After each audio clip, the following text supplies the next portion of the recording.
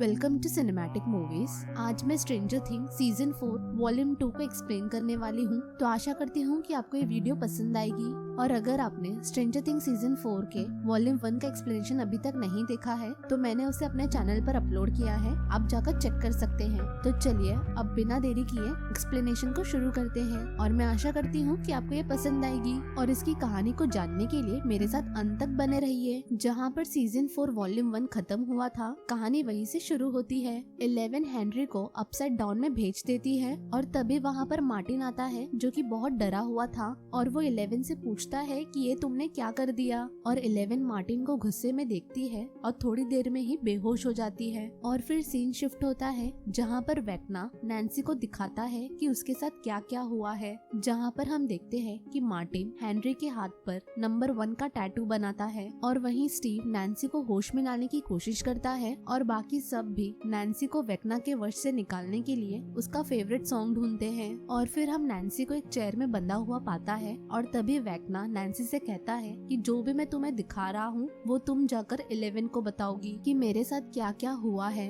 और उसके बाद नैन्सी को कुछ विजन्स आते हैं और तभी वेक्ना उसे अपने फ्यूचर्स के प्लान्स भी दिखाता है कि कैसे वो हॉकिंस को अपसाइड डाउन से कनेक्ट कर देगा। और ये सारे डरावने विजन्स दिखा के वेक्ना नैन्सी को छोड़ देता है और फिर नैन्सी अपसाइड डाउन से बाहर आ जाती है। और फिर हम रशिया में देखते हैं कि रशिया के जेलर्स उस डेमोगॉर्गन से लड़ रहे होते हैं और वहीं दूसरी तरफ हॉपर, बॉमन और डिमित्री उस जेल से निकलने का प्लान बनाते हैं। और तभी बॉमन हॉपर और जोइस को दिखाता है कि डेमोगॉर्गन ऊपर भी क्लाइम कर सकते हैं और वो डेमोगॉर्गन सारे ऑफिसर्स को मार देता है। और फिर हॉपर एक रूम में जाता है जहाँ पर एक छोटा डेमोगॉर्गन रखा हुआ था और उसे बांध कर रखा था और उस पर रशियंस किसी तरीके का एक्सपेरिमेंट कर रहे थे और हॉपर उसे मार देता है। और वहीं पर बहुत सारे कंटेनर्स में डेमोगॉर्गन को रखा हुआ देखता है और तभी वो देखता है कि वहाँ पर एक बहुत बड़ा सा कंटेनर है जिसमें डस्ट पार्टिकल्स फ्लोट कर रहे हैं, जिसे हमने सीजन 2 में देखा था और ये शायद से माइंड फ्लेयर हो सकता है। और आखिर में हॉपर और उसकी टीम को बाहर जाने का रास्ता मिल जाता है। और फिर हम 11 को देखते हैं जिसे नीना टैंक से बाहर निकालकर होश में लाया जाता है। और अब 11 वेक्ना के बारे में सब कुछ जानती है और अब 11 को उसके पावर्स भी दोबारा से मिल चुके हैं और उसी पावर्स को ट्राई करने के लिए वो नीना टैंक को हवा में उड़ाने लगती है। और वहीं हम देखते हैं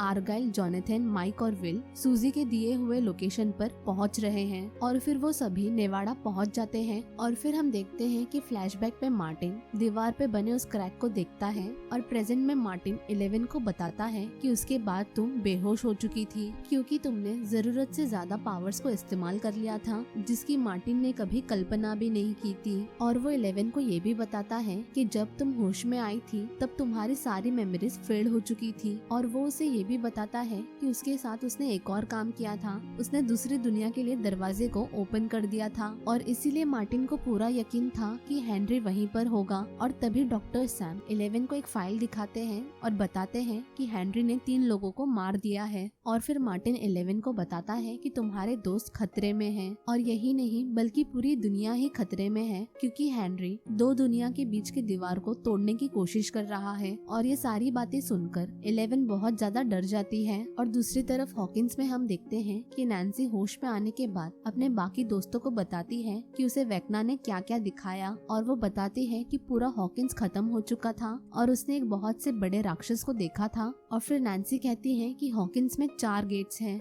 और वो बताती है कि वो अपसाइड डाउन का गेट नहीं था बल्कि रियल वर्ल्ड हॉकिंस था। और तभी मैक्स कहती है कि वेक्ना के घड़ी में 4 बार बेल बजता है यानी कि 4 घंटी, 4 गेट्स और 4 शिकार। और इसका साफ मतलब है कि एक और जन है जो कि अब मरने वाला है। और फिर मैक्स 11 को कॉल करती है मगर उसका कॉल लगता ही नहीं। और वहीं दूसरी तरफ 11 मैक्स के माइंड में जाकर ये सारी चीजों को देख रही होती है और इसी चीज पर नैन्सी को लगता है कि यहाँ पर जो कुछ भी हो रहा है वो कैलिफोर्निया से कनेक्टेड है और यही रीजन हो सकता है कि वो लोग फोन नहीं उठा रहे। और तभी नैन्सी कहती है कि मैं अपसाइड डाउन में जाना चाहती हूँ मगर स्टीव उसे मना कर देता है। और रॉबिन कहती है कि वेक्ना बहुत ही पावरफुल है और इसीलिए डेस्टिन कहता है कि वेक्ना बिल्कुल ही 11 की तरह है और हम 11 के पावर्स और उसके वीकनेसेस को जानते हैं। यानी कि 11 जब अपने दिमाग से ट्रैवल करती है तो वो असली दुनिया में ट्रांस स्टेट में चली जाती है और इसीलिए वेकना के साथ भी ऐसा ही होता होगा और इसी का मौका उठाकर हम वेकना को मार सकते हैं। मगर फिलहाल उन्हें कुछ भी नहीं पता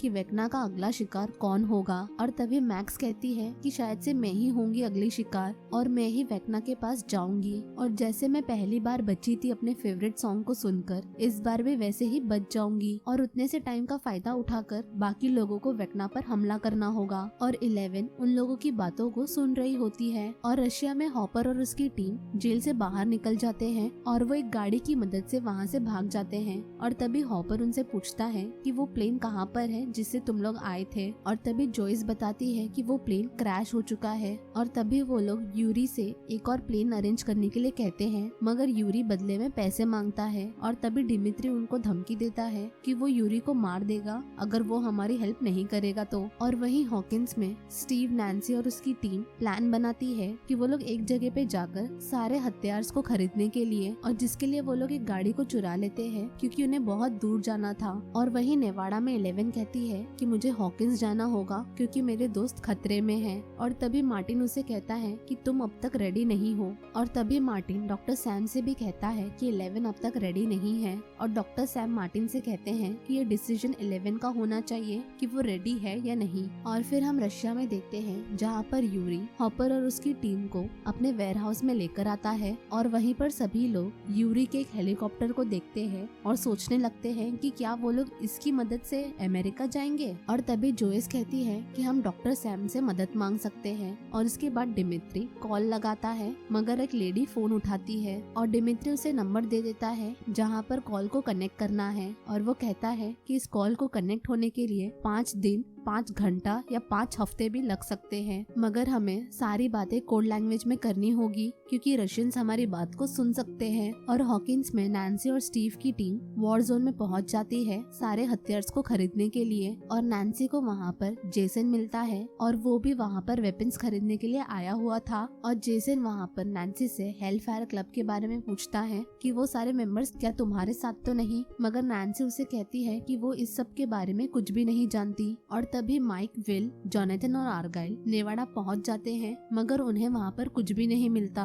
और वहीं आर्गाइल को लगता है कि नीना कोई लेडी होगी। और वहीं पर आर्गाइल को मोटे से टायर्स के निशान मिलते हैं, यानी कि मिलिट्री की गाड़ी वहां पर पहुंच चुकी है। और इसके बाद वो चारों लोग जल्दी से वहां से निकल जाते हैं। और उसके बाद हम यूएस मिलिट्री को देखते हैं और वो सभी नेवाडा पहुंच चुके हैं 11 की तलाश में। और वहीं पर डॉक्टर सैम अपने पार्टनर एलन से बात कर रहे थे, लेकिन तभी वहाँ पर गार्ड्स पहुँच जाते हैं जो कि डॉक्टर मार्टिन ने भेजे हुए थे। और वो गार्ड्स डॉक्टर सैम को पकड़ लेते हैं। डॉक्टर मार्टिन चाहते हैं कि 11 अकेले हेनरी से लड़ने ना जाए क्योंकि वो अभी तक रेडी नहीं है, और अगर 11 डॉक्टर मार्टिन की बात को नहीं मानती तो वो डॉक्टर सैम को मरवा देगा। और तभी 11 हॉकिंस में जो भी लोग मरे वो सभी का ब्लेम डॉक्टर मार्टिन पर डालती है। और तभी 11 उससे कहती है कि वो यहाँ पर आई थी ये पता करने के लिए कि कहीं वो मॉन्स्टर तो नहीं, मगर अब उसे पता चल गया कि डॉक्टर मार्टिन असली मॉन्स्टर तो तुम हो। और उसके बाद 11 वहाँ से जाने की कोशिश करती है, मगर डॉक्टर मार्टिन उसके कंधे पर एक सिरिंज को इंजेक्ट कर देता है। और फिर 11 डॉक्टर मार्टिन पर अपने पावर से हमला करती है, मगर उस पर दवाई का असर होते ही वो बेहोश हो जाती है। और हॉकिंस में सभी लोग खुद को रेडी करते हैं और फिर हम देखते हैं कि 11 को होश आ जाता है और उसके गले में एक डिवाइस लगा होता है। और तभी वहाँ पर डॉक्टर मार्टिन आकर कहता है कि उसे मजबूरन ये सब करना पड़ा।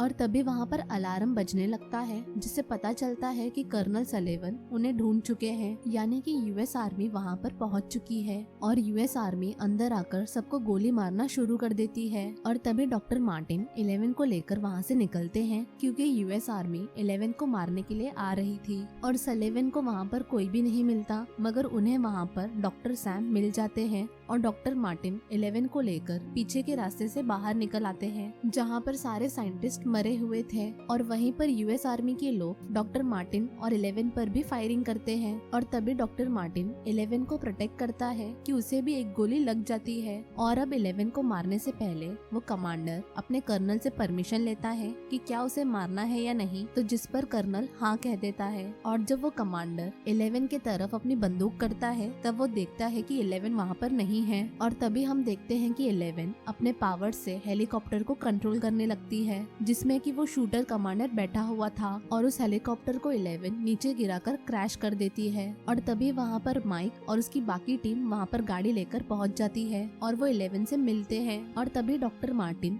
11 के गले से उस डिवाइस को अनलॉक कर देता है और 11 डॉक्टर मार्टिन के पास जाती है और मार्टिन उसे कहता है कि मैंने जो कुछ भी किया तुम्हारे साथ वो तुम्हारे भले के लिए किया और मैं तुम पर बहुत ज्यादा प्राउड फील करता हूँ। और डॉक्टर मार्टिन 11 से कहते हैं कि तुम मेरी बेटी हो। और तभी 11 उसे गुड बाय पापा कहकर वहाँ से चली जाती है। और तभी हम देखते हैं कि डॉक्टर मार्टिन भी अब मर चुके हैं। और तभी 11 गाड़ी में सभी को बताती है कि हमें अब तुरंत हॉकिंस जाना होगा वरना वो लोग मर जाएंगे। और तभी विल उसे पूछता है कि कौन मर जाएगा। और फिर हम हॉकिंस में देखते हैं मैक्स, लूकस और एरिका विक्टर क्रिल के घर पर पहुंच चुके हैं, जिसके घर के अपसाइड डाउन में वेक्ना रहता है। और रशिया में हम यूरी को देखते हैं, जिसने हेलीकॉप्टर को ठीक तो कर दिया है मगर जानबूझकर उसमें का एक मेन पार्ट उसने निकाल दिया है ताकि वो हेलीकॉप्टर स्टार्ट ना हो सके। और वो हेलीकॉप्टर स्टार्ट करने का सिर्फ एक नाटक करता है, जिसके वजह से हेलीकॉप्टर में से आवाजें आना शुरू हो जाती है। और उसी आवाज को सुनकर डिमित्री और बोमेन वहाँ पर आ जाते हैं और वो यूरी से कहते हैं कि तुम इस हेलीकॉप्टर को खराब कर रहे हो।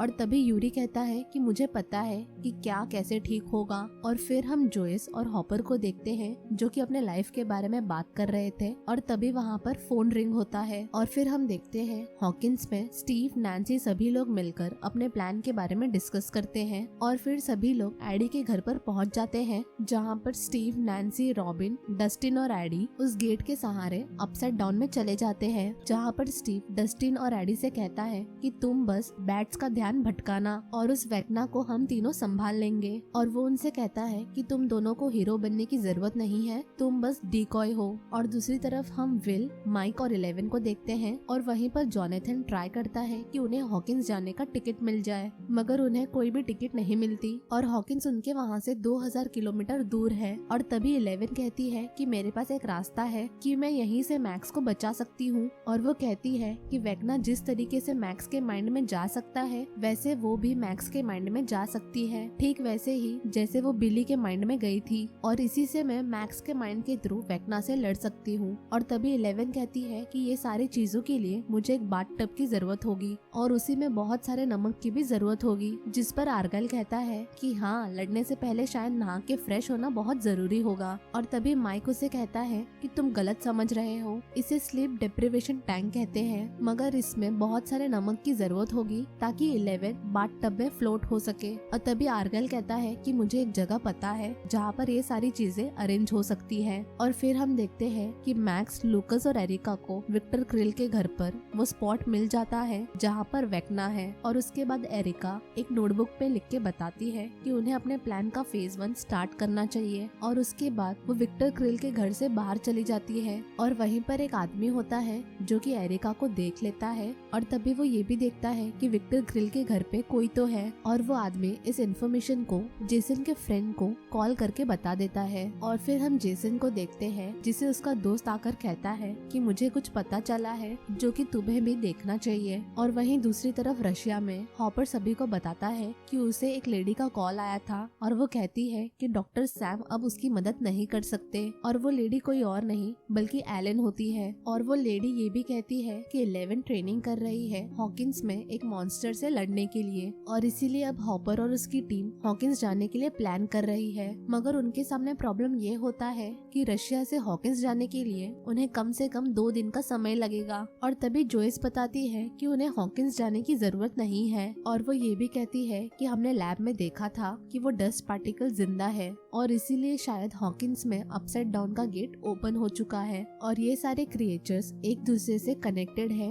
हाइव माइंड जैसे। और अगर हम इस पार्टिकल से लड़ते हैं और उसे मार डालते हैं तो शायद हमारे बच्चों को हॉकिंस में कुछ मदद हो सकती है। और तभी हॉपर कहता है कि हमें फिर से उसी जेल में जाना होगा जहाँ से हम भागकर यहाँ पर आए हैं। और हॉपर कहता है कि जेल में हम सिर्फ 3 जन जाएंगे, मैं, जोइस और बॉमेन। और वो डिमित्री से कहता है कि तुम यूरी को किसी तरीके से समझाकर हेलीकॉप्टर को स्टार्ट कर वहाँ पर आ जाना ताकि हम बच के वहाँ से निकल सके। और इसीलिए वो लोग अपने साथ फ्लेम थ्रोअर को लेकर चले जाते हैं। आर्गाइल सभी को अपने कंपनी के पिज्जा आउटलेट स्टोर में ले जाता है और वहाँ पर एक वर्कर से कहता है कि मुझे एक बाथटब चाहिए और ढेर सारा नमक। और उसके बदले जॉनथन उसे अपना वीड दे देता है। और फिर उसके बाद वो लोग बाथटब को रेडी करते हैं और उसमें ढेर सारा नमक डाल देते हैं और आर्गाइल 11 के लिए एक पिज्जा बनाता है। और फिर हम देखते हैं कि स्टीव, नैन्सी और रॉबिन विक्टर क्रिल के घर पर पहुंच जाते हैं। और रशिया में हम देखते हैं कि तीनों फिर से जेल जा रहे हैं, मगर इस बार गेट पर उन्हें कोई भी नहीं दिखता, जो उन्हें थोड़ा सा अजीब लगता है। और वो तीनों फिर से उसी गेट से जाते हैं अंदर जहाँ से वो लोग भाग कर आए थे। और तभी हॉपर को जेल के अंदर से गन फायरिंग की आवाजें सुनाई देती है। और वहीं हम डिमित्री को देखते हैं जो कि यूरी को समझाता है कि एक राक्षस है जो कि हम सबको मार देगा, तो इसीलिए तुम हमारी मदद करो।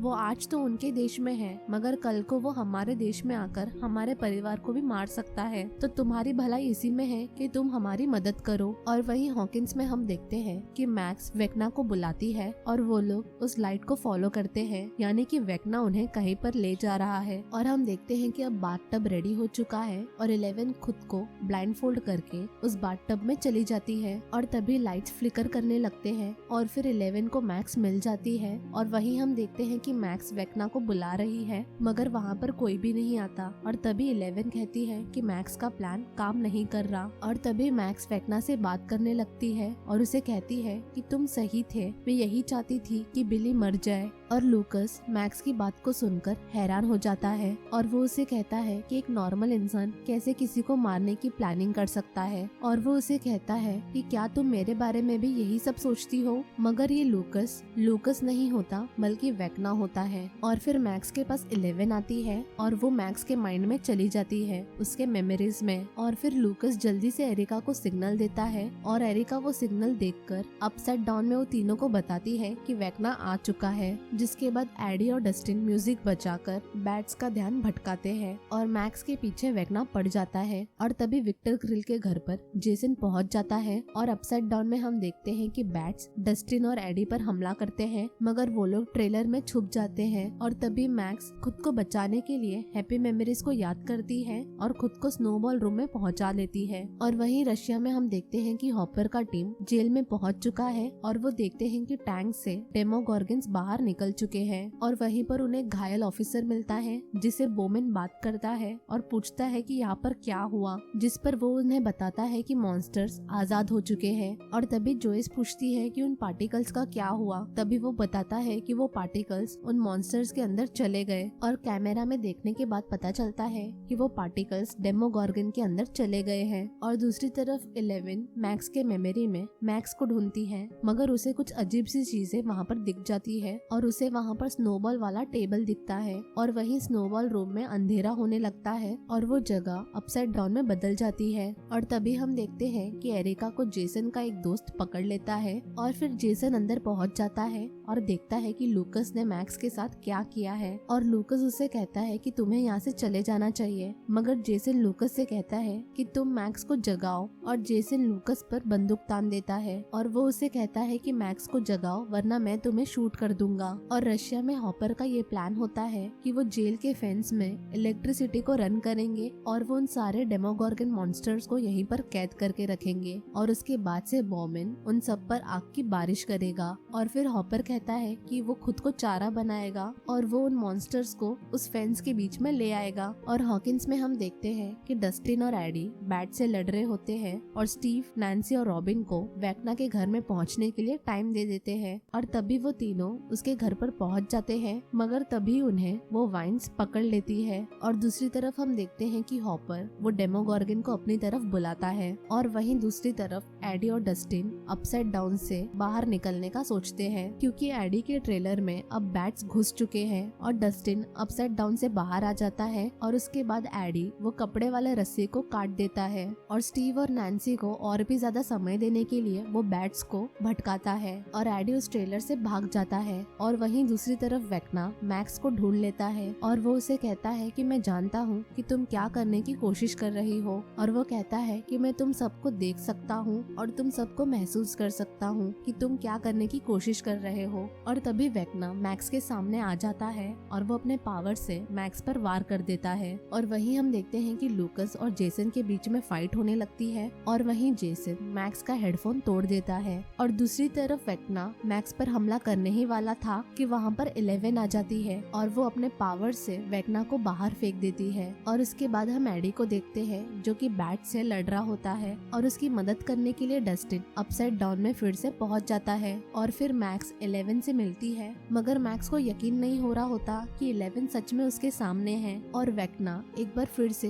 खड़ा हो जाता है उसके सामने और तभी 11 उसे कहती है कि अगर तुमने मैक्स को एक और बार हाथ लगाया तो मैं तुम्हें मार डालूंगी, एक बार फिर से। और तभी वेक्ना कहता है कि तुम्हें क्या लगा कि तुमने मुझे मार दिया, और कहता है कि ये सब कुछ जो हो रहा है ये सब तुम्हारे वजह से ही हो रहा है। और उसके बाद 11 वेक्ना से लड़ती है, मगर वेक्ना उसे कहता है कि मैं तुम्हें मारने से पहले कुछ दिखाना चाहता हूँ। और फिर वो 11 को एक जगह पर फेंक देता है और तभी 11 देखती है कि वेक्ना मैक्स को लेकर आ रहा है और वहीं पर वो वाइन्स मैक्स को पकड़ लेती है। और तभी 11 वेक्ना को बताती है कि पापा मर चुके हैं और वो उसे कहती है कि पापा के वजह से ही तुम्हारा ये हाल हुआ है और असली मॉन्स्टर तुम नहीं हो बल्कि पापा थे। और तभी हेनरी यानी कि वेक्ना उसे कहता है कि पापा तो एकदम नॉर्मल इंसान थे और मुझे ऐसा उन्होंने नहीं बल्कि तुमने बनाया है। और वो उसे कहता है कि पहले तो मुझे लगा था कि मैं मर चुका हूँ और मैं नरक में हूँ, बल्कि ऐसा कुछ भी नहीं था, वो किसी दूसरे दुनिया में पहुँच गया था। और एक दिन उसे अब नॉर्मल चीज दिखी जो कि सिर्फ शिकार करना जानती है। और तभी हेनरी ने माइंड फ्लेयर को बनाया और वो कहता है कि तुमने मेरा काम आसान कर दिया इस दुनिया में एक गेट बनाकर। और वो उसे कहता है कि अब सब कुछ खत्म हो चुका है, तुम और तुम्हारे दोस्त हार गए। और इसके बाद हम एडी को देखते हैं उन बैट से लड़ते हुए और हम हॉपर को देखते हैं डेमोगॉर्गन से फाइट करते हुए। और वेक्ना 11 से कहता है कि अब मैं इस दुनिया में रहूंगा और इस टूटे हुए दुनिया को खत्म करके एक नई सुंदर सी दुनिया बनाऊंगा। और कहता है कि पहले मैं ये सब तुम्हारे साथ करना चाहता था और अब सिर्फ तुम देखना कि मैं क्या क्या करता हूँ। और फिर वेक्ना मैक्स से कहता है कि अब तुम्हारा वक्त खत्म हो चुका है। और जिसके बाद असली दुनिया में मैक्स हवा में उड़ने लगती है और वही माइक दिखता है कि 11 घबराने लगती है। और उसके बाद वो लोग 11 को पानी से बाहर निकाल लेते हैं और माइक 11 को शांत करने के लिए कहता है कि मैं तुमसे बहुत ज्यादा प्यार करता हूँ और तुम एक बहुत ताकतवर इंसान हो। और वो उसे कहता है कि तुम फाइट बैक कर सकती हो। और वही हम मैक्स को देखते हैं जिसकी बॉडी बिल्कुल ही कृषि की तरह मुड़ने लगी है। और दूसरी तरफ हम देखते हैं कि हॉपर को डेमोगॉर्गन से बचाने के लिए जोयस डेमोगॉर्गन को शॉक दे देती है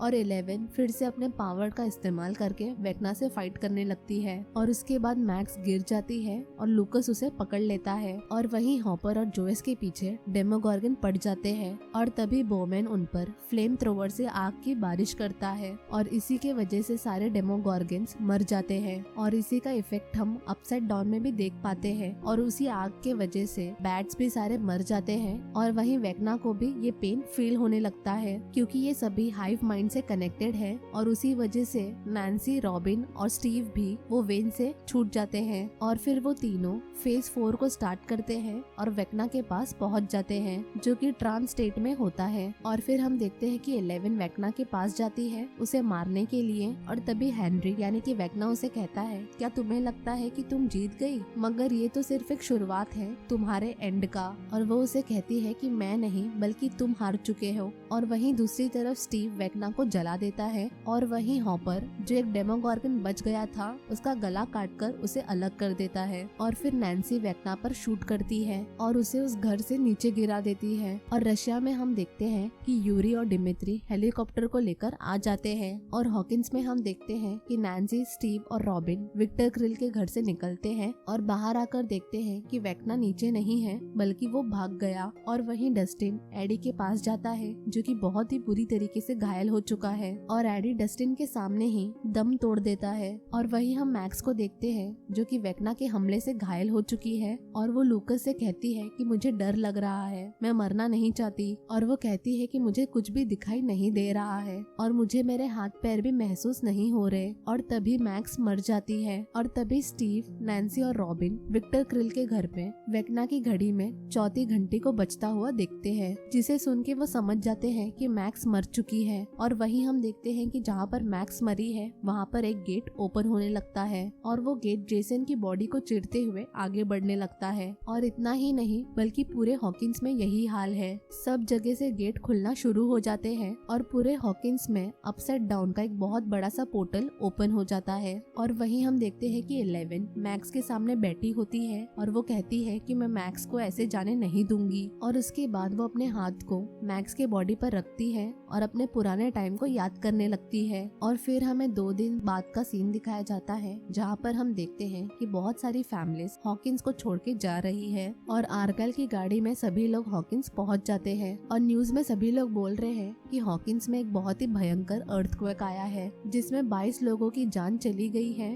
और ये नंबर्स आगे जाकर बढ़ भी सकते हैं। और वहीं हम देखते हैं कि नैन्सी, स्टीव और डस्टिन कहीं जाने के लिए रेडी हो रहे हैं और फाइनली वहाँ पर जॉनथन और बाकी लोग पहुँच जाते हैं और सभी लोग एक दूसरे से मिलते हैं। और फिर हम देखते हैं कि लूकस हॉस्पिटल में है जहाँ पर मैक्स एडमिट हुई रहती है और उसकी हालत बहुत ज्यादा क्रिटिकल है। और फिर हम देखते हैं कि डस्टिन उन सभी को हॉस्पिटल लेके पहुँच जाता है और फिर लूकस उन्हें बताता है कि मैक्स 1 मिनट के लिए मर चुकी थी, मगर 1 मिनट के बाद फिर से उसका दिल धड़कने लगा। और फिर हम देखते हैं कि रॉबिन, स्टीव और डस्टिन हॉकिंस स्कूल पहुंच जाते हैं जहां पर घायलों का इलाज किया जा रहा था और वो वहां पर जाकर कुछ सामान को डोनेट कर देते हैं। और वहीं पर डस्टिन एडी के अंकल को देखता है जो कि वहां पर एडी के मिसिंग पोस्टर को लगा रहे थे और डस्टिन उसके अंकल को बताता है कि मैं उसके साथ था और एडी मर चुका है। और फिर डस्टिन उन्हें उसका ब्रेसलेट देता है जिसे देखकर उसे विश्वास हो जाता है कि एडी मर चुका है। और वहीं नैन्सी और बाकी लोग 11 को छुपाने के लिए हॉपर के रूम में चले जाते हैं और वहाँ पर जॉनथन और नैन्सी हॉपर के घर के विंडो को कवर करने लगते हैं। और वहीं माइक और विल 11 को थोड़ा अपसेट दिखते हैं और माइक कहता है कि मैं नहीं चाहता कि वो फिर से हेनरी से लड़े और वो कहता है कि शायद से हेनरी मर चुका है, मगर विल कहता है कि मैं जब से हॉकिंस आया हूँ मैं फिर से उसे फील कर सकता हूँ। हेनरी घायल है मगर वो अभी भी जिंदा है। और वहीं पर हम 11 को देखते हैं जिसे वहाँ पर एक कोक मिलता है जिसके साथ वो मैक्स के साथ खेला करती थी। और वहीं फ्लैशबैक में हम देखते हैं जहाँ पर 11 ने मैक्स का हाथ पकड़ा हुआ था और तभी 11 मैक्स के माइंड में जाकर उसे ढूंढने की कोशिश करती है, मगर उसे मैक्स कहीं भी नहीं मिलती और हर जगह पे सिर्फ अंधेरा ही अंधेरा होता है। और फिर हम देखते हैं कि 11 के रूम में हॉपर आ जाता है और 11 हॉपर को देखकर उसे गले लगा लेती है। और तभी हम देखते हैं कि विल फिर से माइंड फ्लेयर को सेंस करने लगता है और तभी वहाँ पर अंधेरा होने लगता है और आसमान से नीचे कुछ गिरने लगता है। और फिर देखते हैं कि पूरे हॉकिंस में स्नोफॉल हो रहा है और अब हॉकिंस अपसाइड डाउन में चेंज हो रहा है। और फिर वो सभी लोग एक जगह पे पहुँचते हैं जहाँ पर ठंड के वजह से सारे पेड़ पौधे मर चुके हैं और सामने उसी तूफान को देखते हैं जिसमें लाल बिजली होती है, यानी कि अपसाइड डाउन अब असली दुनिया में आ चुका है। और अब अपसाइड डाउन सिर्फ विल ही नहीं बाकी सभी लोग देख सकते हैं। और इसी के साथ स्ट्रेंजर थिंग सीजन 4 का वॉल्यूम 2 का एक्सप्लेनेशन यहीं पर समाप्त होता है।